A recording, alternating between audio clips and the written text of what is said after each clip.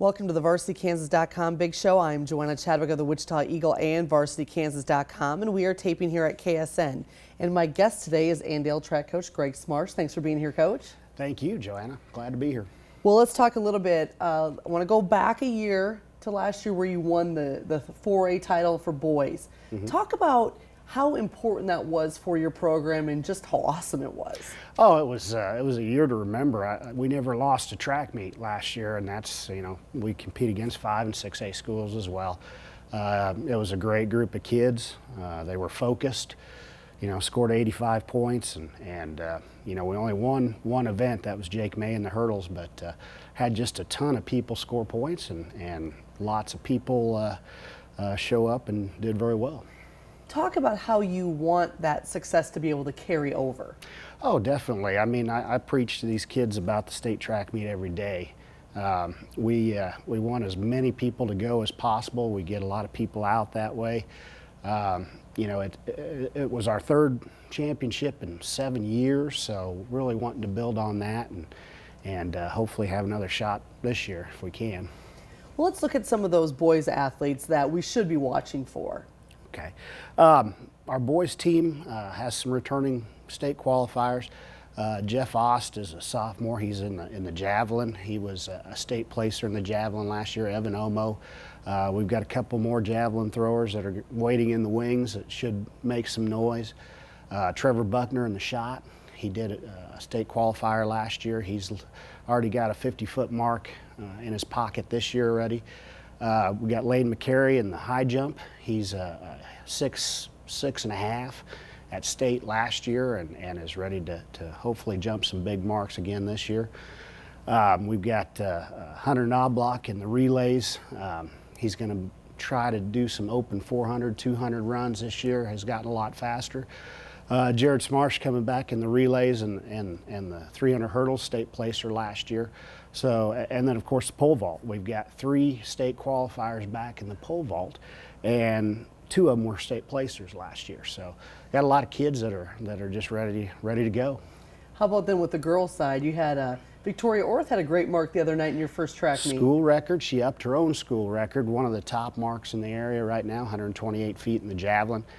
She was a state placer last year as a freshman, and we've got a multitude of kids. Courtney Lease is a 4-event girl for us. She's been to state well, if she makes it this year, it'll be all 4 years. She's one of the top triple jumpers in the state. We got Abby Maxwell is one of the top hurdlers in the area. She's on both of our relays as well, our sprint relays. We've got Lauren Rowland in the high jump. She was a state placer last year in the high jump, so she's ready to go. Of course, the pole vaulters. Kelsey Smarsh was second in state as a freshman last year. And we've got a young lady that's going to make some noise in that too, that's a freshman, Jewel Eck, and she's running on our relays as well. So got a lot of girls ready to go there too.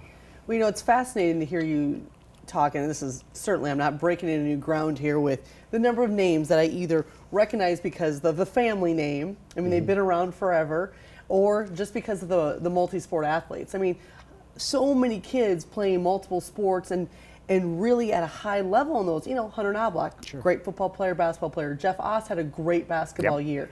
I mean, you've got other kids playing sports. How important is that for the community as a whole? Oh, the community just thrives on it.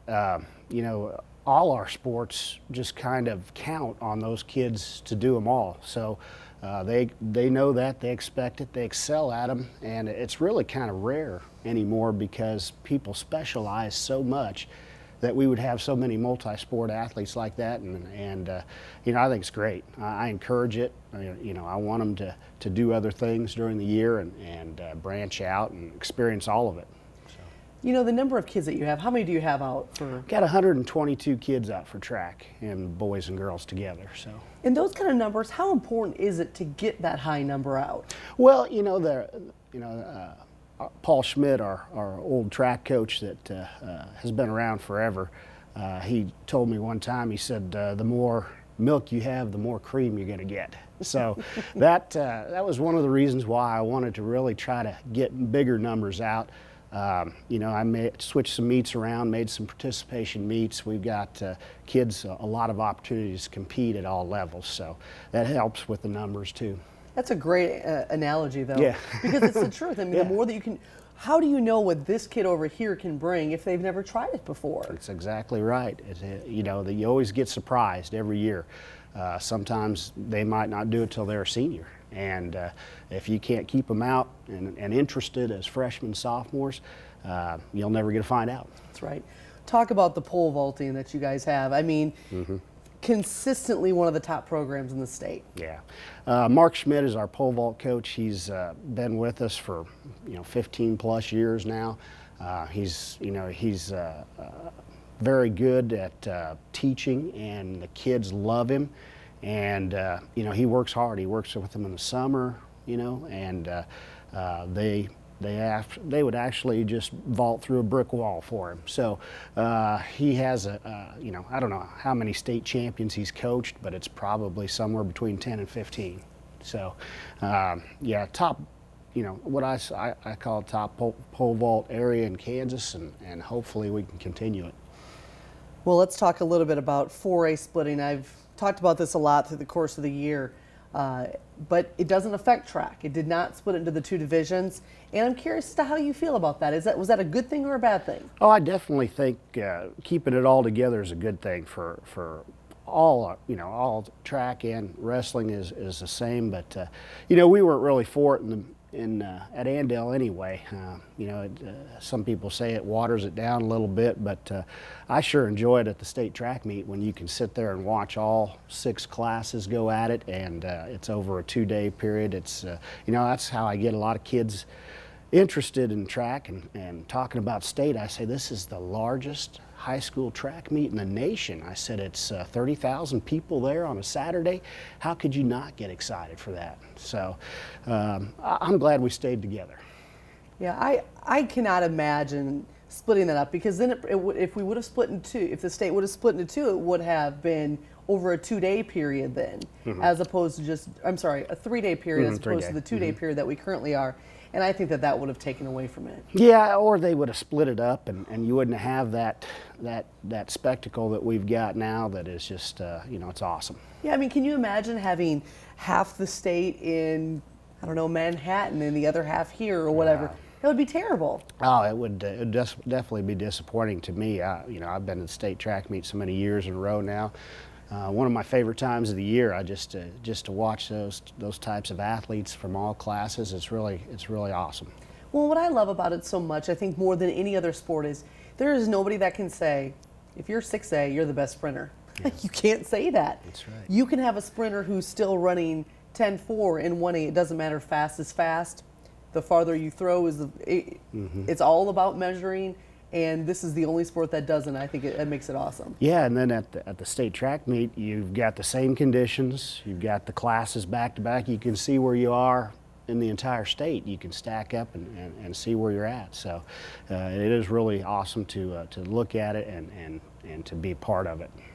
Well, good luck to you this season. Here's to no rain on Tuesdays and Fridays. Okay, that sounds good to me. All right, thanks so much, Coach. Thank you.